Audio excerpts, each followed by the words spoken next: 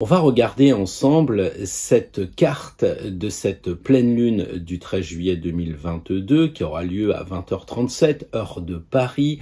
Donc une carte très intéressante à lire. Mais aujourd'hui, j'avais envie de vous proposer de ne pas commencer par le cercle. Vous savez, qui dit cercle dit intuition. Et on va justement avoir ce débat entre l'intuition et la raison. La raison, c'est beaucoup plus carré. Donc on va regarder cette pleine lune avec, j'allais dire, une présentation un peu bataille navale où on a l'abside et l'ordonnée et on a au milieu évidemment des aspects. Alors comme tout thème, que ce soit celui d'une pleine lune, que ce soit celui d'une personne, il y a des planètes qui sont en phase, on va dire, positive, qui donnent une énergie qui nous accompagne positivement, et puis on a aussi des aspects de tension. Donc c'est ce qui va nous motiver pour la présentation de cette lecture que je trouve assez intéressante, et si je vous en parle, c'est que je crois que vous pourriez de temps en temps commencer par ce choix de ne pas regarder tout de suite le cercle et de vous plonger dans quelque chose de plus froid, de plus raisonné avec ce que j'appelle communément l'escalier. Alors cette lecture, qu'est-ce qu'elle donne? La première chose, c'est que nous sommes donc en pleine lune, ce qui signifie qu'on verra la lune le 13 juillet pour ce bal, probablement dans certaines communes. Le 13 juillet, c'est le bal, quelquefois c'est le 14 juillet, mais il est clair que vers chez moi, j'ai beaucoup de balles de pompiers le 13 juillet. Donc à 20h37, on va être en phase avec un moment important astrologique face à un moment, j'allais dire, festif. Qu'est-ce qui va se passer? Alors donc, effectivement, la lune est éclairée au maximum par le soleil, c'est la pleine lune, on le sait. Ensuite, nous avons trois choses qui peuvent nous attirer l'attention, ce sont ces fameux trigones qui sont vraiment visibles et repérables, comme le sont ces carrés qu'on va étudier après. Alors, on a un premier trigone qui part de cette lune et qui va aller vers Uranus. Ensuite, nous avons un deuxième trigone qui, lui, va relier Vénus avec Saturne. Et enfin, le troisième trigone qui, lui, va relier le Soleil avec la planète Neptune. Évidemment, on a d'autres planètes, on le verra plus en détail, mais là, par exemple, on pourrait souligner que la planète Mercure touche le Soleil et que, par conséquent, cette conjonction fait qu'il y a un trigone qui s'ajoute avec Neptune. Ensuite, nous avons deux tensions qui sont manifestées par des carrés. Le premier qui est un grand classique. On le sait, ça fait très longtemps qu'il va et qu'il vient, et là il est dans sa dernière phase, c'est-à-dire qu'il y a une tension entre Saturne en Verseau et Uranus en Taureau. Le deuxième carré, la deuxième source de problème, de tension, aura lieu entre Vénus et Neptune. Donc voilà un petit peu le tableau de bord de ce qui nous attend en ce 13 juillet 2022. Vous voyez, dans cette lecture, c'est assez froid. Quand on se penche sur le fameux cercle zodiaque que l'on a l'habitude d'étudier, eh bien, on s'aperçoit que les signes d'eau sont vraiment favorisés. On voit également que les signes de terre ne sont pas dans le côté délaissé. On voit aussi que les signes de terre ne sont pas délaissés. Donc c'est quand même un bon signe, parce que s'il y a un déséquilibre évident dans le sens où on a affaire à un bol, c'est-à-dire que toutes les planètes sont d'un côté, il y a quand même un équilibre puisque l'eau aime bien arroser la Terre et la Terre aime bien être arrosée par l'eau. Donc on a vraiment des signes qui sont complémentaires, si je puis dire. Voilà, donc ça augure quoi? Ça augure certainement une pleine lune relativement tranquille, parce que eh bien l'eau et la Terre, c'est quand même, j'allais dire, assez nature, assez calme. D'autant que si on regarde en signe de feu, à part effectivement Jupiter qui est présent, mais c'est quand même un épiphénomène puisqu'il n'a pas beaucoup d'aspects planétaires, on va faire simple, on peut dire qu'il n'y a pas d'action, il n'y a pas de feu, donc on va avoir affaire très clairement à une pleine lune assez calme.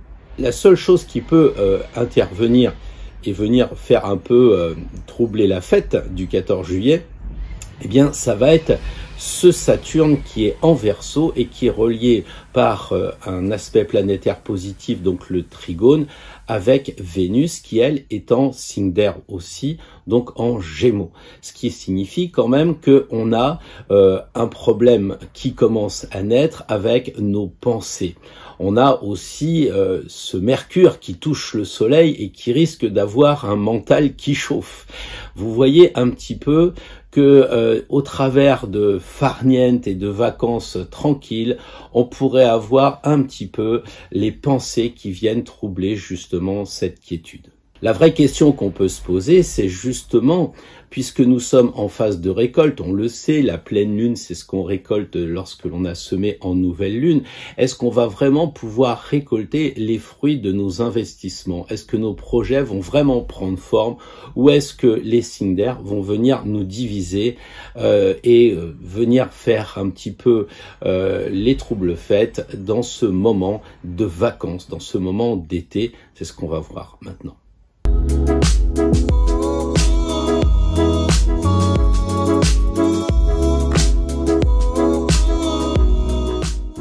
Bonjour à toutes et bonjour à tous, très heureux de vous retrouver ce samedi. J'avais dit que je ferais pas de vidéo si j'en avais pas le temps, et c'est un petit peu gouverner, c'est prévoir, donc j'avais prévu que je ne ferais rien, et en tant que Verseau, eh bien évidemment la surprise peut arriver, le côté complètement imprévu qui peut se manifester, et là ce samedi matin, et donc on va faire 2 vidéos comme on a l'habitude de faire puisque j'ai un peu le temps. Pas trop, parce que comme vous le voyez, je suis avec une jolie chemise blanche parce que je suis de mariage. Alors, on va essayer de faire simple et de faire court pour trouver aujourd'hui comment, avec cette pleine lune, on va découvrir un nouveau tirage, comment profiter au maximum de ces énergies du 13 juillet 2022. Alors, c'est vrai que nous sommes en phase estivale. Bon, peut-être vous serez troublés par le vent qui est très fort, qui frappe chez moi. Je ne sais pas si on l'entendra au micro, mais en tout cas, il y a beaucoup d'air, effectivement, ça peut devenir pénible, et c'est marrant parce que c'est ce qu'on retrouve entre l'eau et la terre, comme on l'a vu tout à l'heure. Mais avant, donc, je voulais vous souhaiter de bonnes vacances, de bons moments, et beaucoup de courage si vous êtes au travail. Voilà, on va prendre un moment ensemble, on ne sera pas troublé par la publicité, puisque vous savez que je préfère que on pense à mettre un pouce bleu, je préfère aussi que l'on s'abonne, que l'on fasse circuler cette vidéo pour que l'égrégore s'agrandisse, pour que la communauté s'agrandisse, si tant est qu'il y ait des personnes qui aient vraiment envie de nous retrouver sur cette longueur d'onde qui consiste à prendre son chemin. Donc bienvenue à ceux qui se sont abonnés et qui vont peut-être découvrir cette façon un peu particulière de non pas mélanger, d'harmoniser le tarot et l'astro. Commençons par regarder la Lune, effectivement, qui est sur cet axe de son domicile, c'est-à-dire le côté Cancer, et puis de l'autre côté, le Capricorne, où elle se trouve. Donc, il y a une espèce de tiraillement, d'opposition, évidemment, puisque nous sommes en pleine Lune. Mais qu'est-ce que ça signifie pour nous? Eh bien, la Lune, évidemment, on le sait, c'est la mère, c'est la maternité, et par extension, ça va être tout ce qui va toucher la famille. Donc, il faudra être vigilant quand même sur ce domaine. Pourquoi être vigilant? Eh bien parce que si le soleil brille dans le foyer, puisque par analogie la maison 4 et puis le Cancer nous indique le foyer, donc si tout semble bien aller, il y aura quand même peut-être à craindre des déplacements. Parce que la Lune étant dans l'ambition, dans le Capricorne, il se pourrait bien que le travail nous éloigne pour ceux qui travaillent de notre foyer. Alors je ne sais pas ce que cela signifie, c'est personnel, peut-être que certains, je le crains, ne puissent pas se payer des vacances comme ils voulaient le faire. Certains peut-être même les raccourciront, et donc on sent qu'il y a peut-être un côté Capricorne, travail, ambition à respecter dans ces moments particulièrement difficiles, et que le foyer, donc côté Cancer, en subisse des conséquences. Je pense que le foyer va aussi peut-être souffrir parce que qui dit travail à distance ou qui dit travail éloignement plus exactement peut entraîner des frais de voiture, d'essence, et donc là aussi ça va rogner sur les économies du foyer, peut-être même des vacances. J'espère qu'on n'ira pas plus loin que ces demandes sans cesse de faire attention à ce que nous devons consommer avec l'inflation. Donc on sent vraiment qu'il y a quand même une tension entre le travail, l'argent par définition, et puis de l'autre côté le foyer, la mer avec la lune, et puis tout ce que cela comporte dans ce moment d'été qui peut se révéler pénible, d'autant qu'on a cette conjonction avec Pluton qui touche la lune justement. Alors on le sait, la lune c'est l'aspect psychologique, et Pluton c'est un peu la même chose mais plus en profondeur, et Pluton, le dieu des enfers, peut apporter des peurs, peut générer des malaises, peut générer comme ça des moments difficiles, et qui vont venir s'ajouter à cet écartèlement entre le signe du Capricorne et le signe du Cancer. Donc, méfions-nous de nos angoisses, nous sommes prévenus, c'est l'intérêt de l'astrologie, essayons de raison garder autant que faire se peut dans ce moment qui pourrait être assez difficile. Puisque l'on parle de Pluton, le dieu des enfers, eh bien, il faut voir aussi que il pourrait révéler des choses qui sont cachées dans la famille. Vous savez, on part en famille, on boit un petit rosé, on discute, puis on commence à se poser des questions sur nos parents, on se pose des questions sur tout ce qui va toucher les rapports peut-être dans les héritages, tout ça.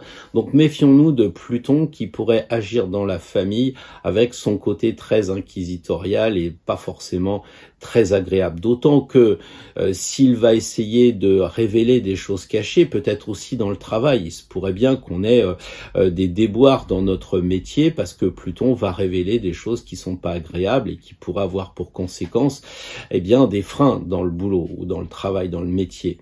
Et on a aussi quelque chose qui vient s'ajouter puisque l'on parle d'ombre avec Pluton dans la caverne, les enfers, tout ça. Il faut ajouter aussi cette lune noire qui est quand même à proximité évidemment du Soleil et de Mercure. Donc ça signifie qu'on a à travailler nos parts d'ombre. Alors vous savez, la lune noire, on le dit, je l'ai dit dans des vidéos et tout le monde le sait, pour ceux qui font un peu d'astrologie, c'est ce qui est caché. Alors c'est ce qu'on nous cache, mais aussi c'est ce que nous nous cachons à nous-mêmes. Et le Soleil pourrait nous demander de faire un effort, de réfléchir, Mercure, sur notre part d'ombre, qu'est-ce qu'on cache. C'est peut-être un moment dans les vacances de prendre du recul et de dire voilà, qu'est-ce que je ne veux pas voir dans mon métier, qu'est-ce que je veux pas voir dans ma famille, puisqu'on est sur cet axe-là.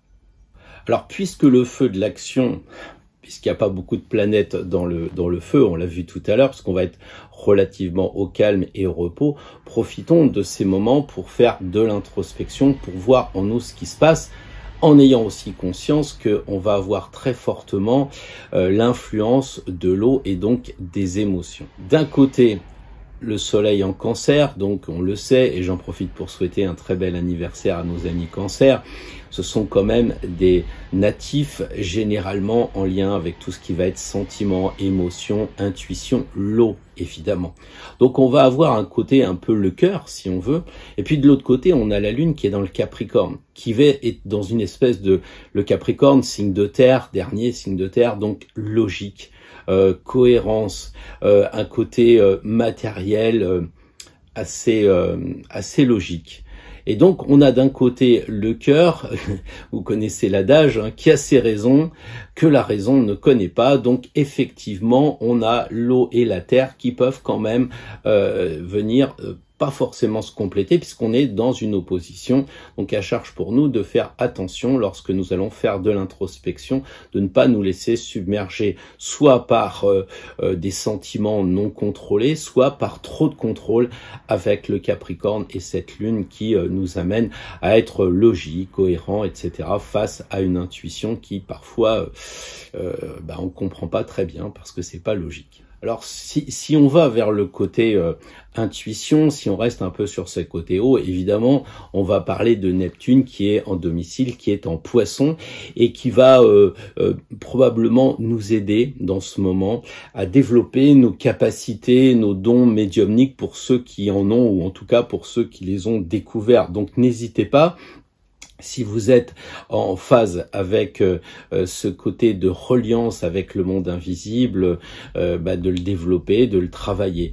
Pour les autres, eh bien, ça n'empêche qu'on peut quand même avoir des liens, on peut travailler, il existe des exercices pour justement, eh bien, se relier à son ange gardien, pour essayer de voir ce que la nature pourrait nous dire, même travailler nos synchronicités, parce que je suis assez persuadé qu'on a tous des dons, simplement, il y a certains qui les ont travaillés dans des vies passées, salut Mozart, et puis il y en a d'autres qui ne les ont pas travaillés ou les ont oubliés et qui peuvent les faire émerger, et le moment pourrait s'y prêter puisque on est en vacances, on peut plus facilement se connecter.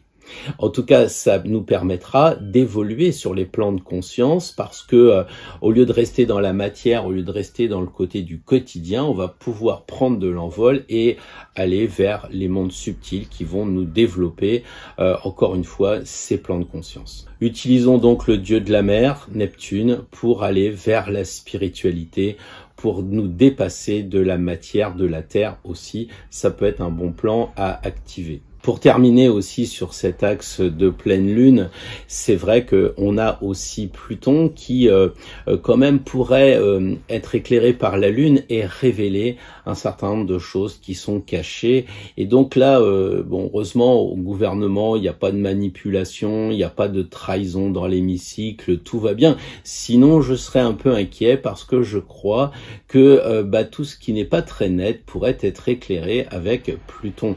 Donc méfions-nous parce que on rigole quelquefois du perchoir ou de l'assemblée, mais certains d'entre nous sont quand même perchés et il y a peut-être aussi du ménage à faire. À l'opposé de cette conjonction Pluton-Lune, on a la conjonction Soleil-Mercure. Alors imaginez un petit peu, c'est comme Icare qui se rapproche du Soleil, à un moment donné, ses ailes fondent. Et je pense qu'il faut faire gaffe que notre mental ne soit pas en surchauffe, parce que c'est ce qui pourrait se produire. Alors oui, ça pourrait nous donner un mental clair, beaucoup plus lucide, parce que le Soleil éclaire Mercure, mais c'est aussi un moment assez intense en termes énergétiques. Donc il faut aussi raison garder de ce côté-là. Quand j'entends le mental chauffe, je veux dire que ce n'est pas l'intellect, je parle bien du mental. Vous savez, ces choses qui servent à rien. C'est-à-dire qu'autant l'intellect, c'est important d'écouter des informations. Par exemple, est-ce qu'on va avoir des tickets de rationnement? J'ai fait les courses hier, il y avait encore plus de frites, enfin plus beaucoup.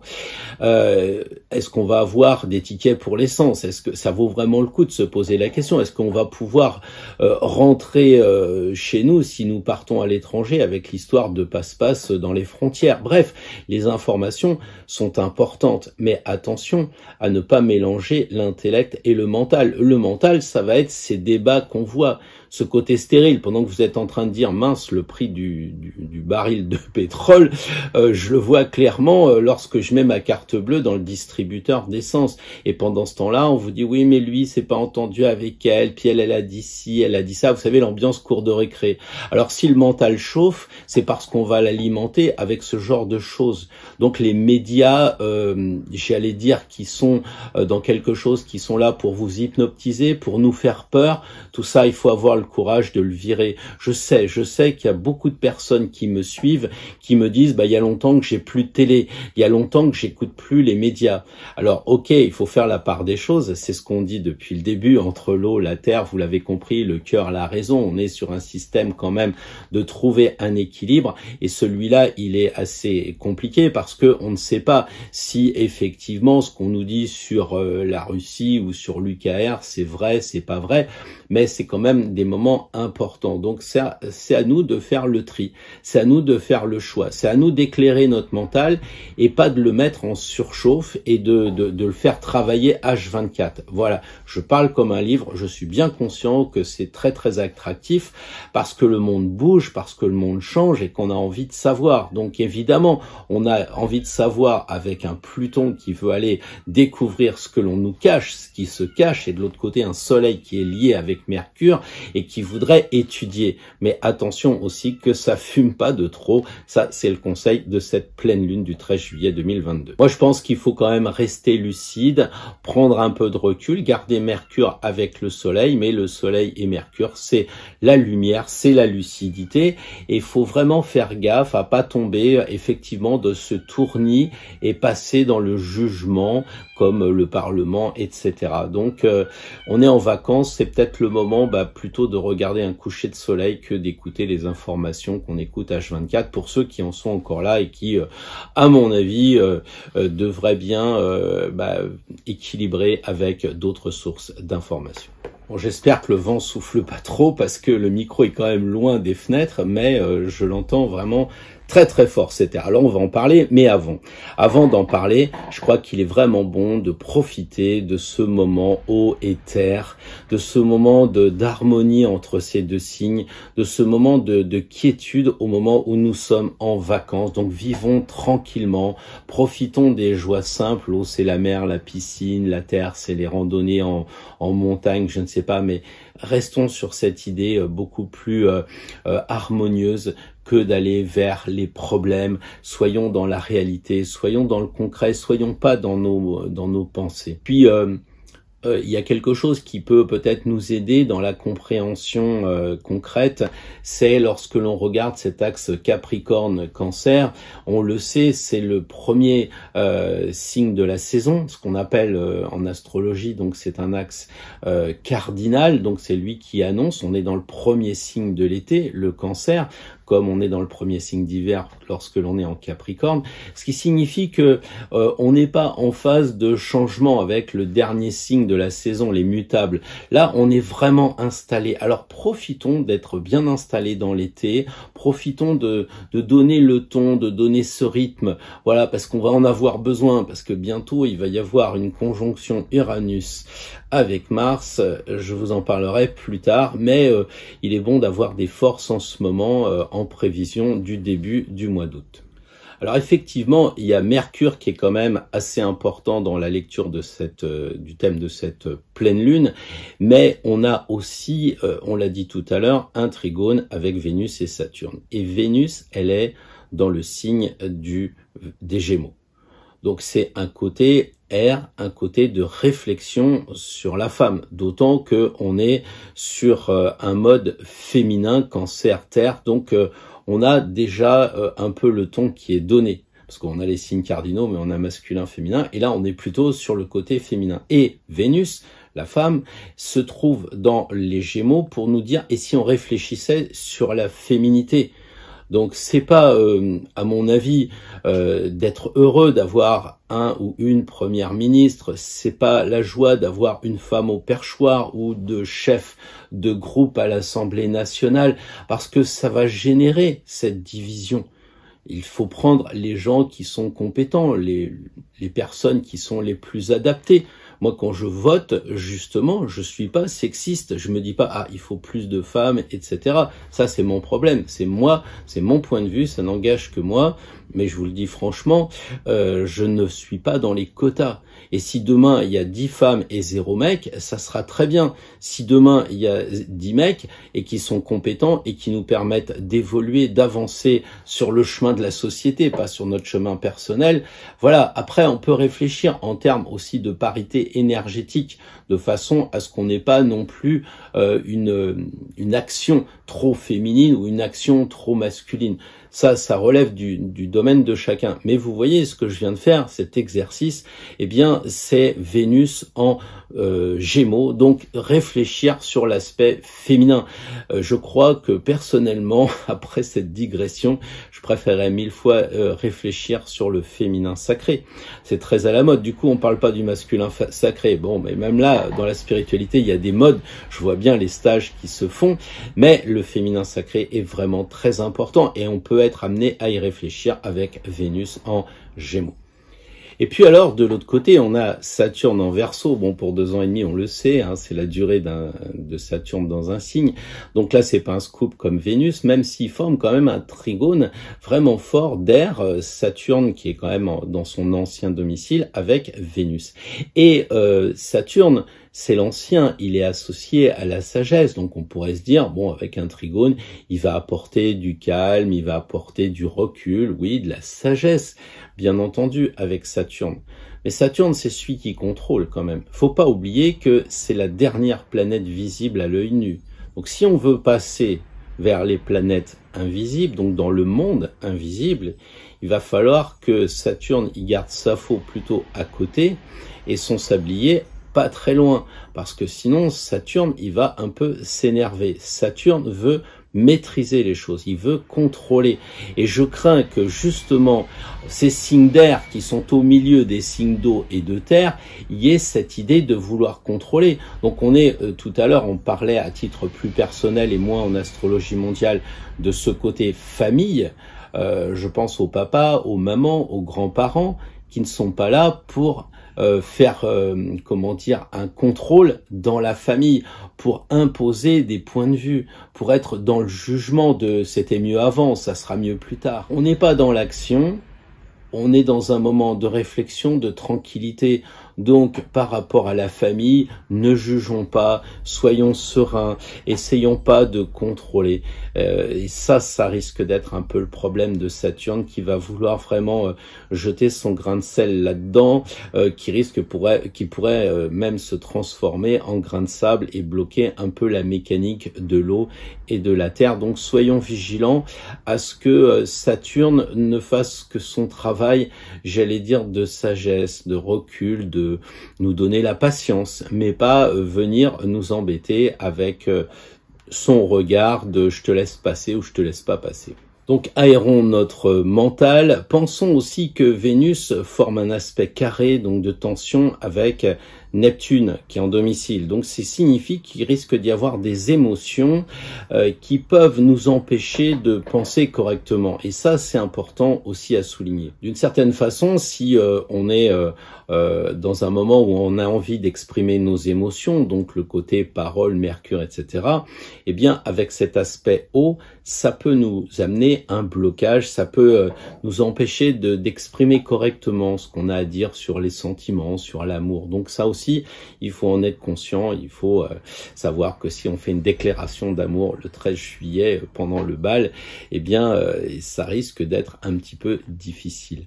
Voilà, je pense que selon les âges, bien entendu, il vaut mieux donner de la foi à la foi, il faut avoir cette croyance-là parce que Neptune en Poisson, c'est ce que ça va nous apporter. Face à ce mental qui chauffe, c'est un peu comme si on disait, bah voilà, il y a un refroidissement liquide, hein, on le sait, il y a refroidissement par air, refroidissement liquide, il faut imaginer que cette eau, elle va refroidir le mental qui, encore une fois, pourrait tourner fort. Tout ça pour faire quoi? Je pense que dans un thème, les nœuds lunaires nous donnent des directions. Et là, on le sait, ça fait un moment qu'on a la direction du nœud nord dans le signe du Taureau. On en a déjà parlé, mais avec Uranus qui est conjoint au nœud nord, eh bien, allons vers le renouveau, allons vers la nouveauté, réfléchissons au monde qu'on voudra voir demain, notre monde à nous et peut-être plus largement notre monde en général qui est vraiment en train de changer. Je viens de voir qu'ils ont essayé de tuer le premier ministre japonais. Je vois que Boris s'en va. Il y a quand même un monde qui n'est pas dans la stabilité. Justement, l'ancien premier ministre japonais était resté au pouvoir dans les 20 ans, une grande longévité, alors que là, maintenant, on s'aperçoit du côté éphémère des dirigeants et qui ont du mal, je pense, face au monde.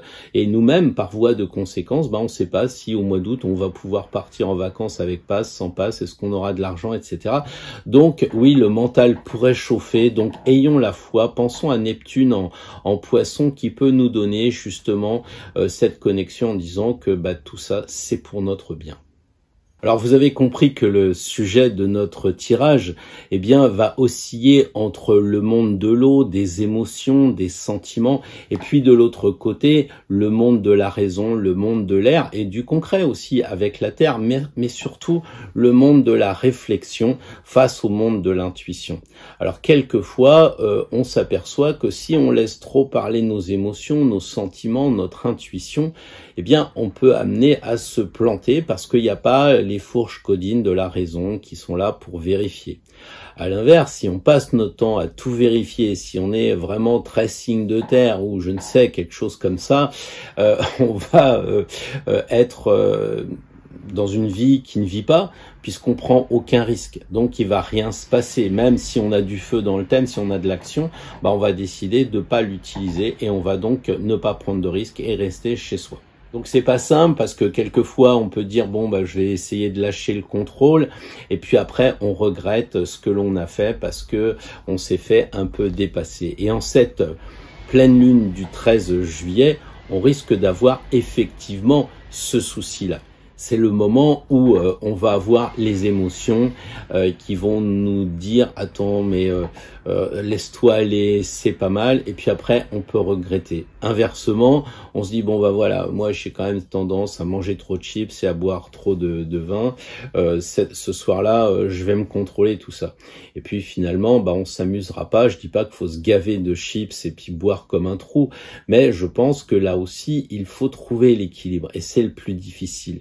Alors, qu'est-ce qu'il faut choisir? Est-ce qu'il faut être plutôt intuition et cœur et eau, par conséquent, ou est-ce qu'il faut être plutôt raison, air, je pense, je calcule? Je crois que la solution, elle est ni dans l'un ni dans l'autre. Et vous devez le savoir, c'est que quand on est dans la dualité, la solution, elle se trouve dans le chiffre 3, dans le ternaire. C'est ça un peu la spiritualité. Donc, il faut essayer de trouver comment réconcilier le rationnel de l'intuitif. C'est certainement la voie à prendre. Mais au final, comme le dit l'amoureux, il faudra bien choisir. Qu'est-ce que l'on fait? Donc, on est avec ces moments de l'intuition et de raison à l'heure des choix et c'est facile de dire il faut concilier les deux, l'intuition et la raison. Je pense que le côté 3 n'est pas toujours évident parce que il faut mettre quelque chose en haut.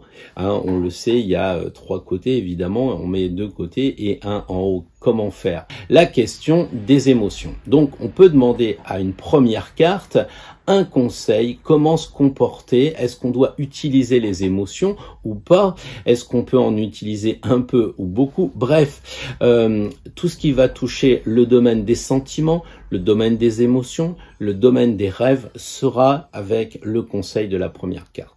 La carte à côté, la deuxième carte, évidemment, ça va être un conseil par rapport à l'air, par rapport à tout ce qui va toucher notre mental et tout ce qui va toucher à notre logique. Alors, comment penser de façon rationnelle, surtout qu'on l'a dit, le mental pourrait chauffer, ou bien cette Vénus pourrait nous amener trop de contrôle. Donc, voilà une deuxième carte pour prendre du recul par rapport à la décision logique, cohérente, en face d'une décision intuitive et cardiaque. Et donc, on a ces 2 cartes et la troisième carte du dessus que l'on va tirer, toujours sur les arcanes honneurs. Quand je dis rien, c'est les arcanes honneurs. Eh bien, cette troisième carte pourrait correspondre au signe de terre. Pourquoi? Parce que c'est la conséquence logique, c'est la matière, c'est comment on va faire les choses, comment on va passer du spirituel, je dirais, au matériel, la réalité. La troisième carte, ce sera vraiment le résultat concret des choix qu'on aura opérés avant.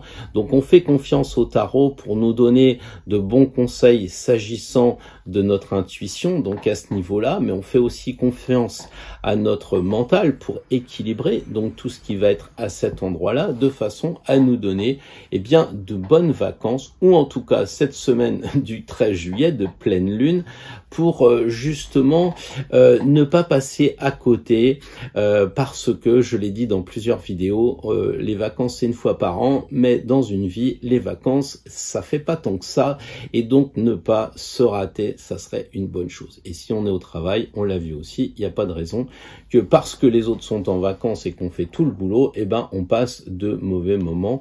Donc voilà un peu le tirage que je vous propose demain matin. Alors pour ceux qui me disent oui mais t'avais dit que tu ferais pas de vidéo, bah oui mais c'est l'avantage, c'est que je suis pas sur TF1 ou Antenne 2, je crois que ça existe plus ça. Bah, je fais qu'est-ce que je veux en fait. Hein. Donc, comme le dit la devise anglaise, Dieu est mon droit. Eh bien, voilà. En tout cas, moi, c'est mon droit. Je suis sur ma chaîne. J'avais dit que je ferais pas de vidéo le samedi. J'en fais une. J'espère que ça vous fera plaisir. Si ça vous fait pas plaisir, c'est pas un problème. Vous me regardez pas.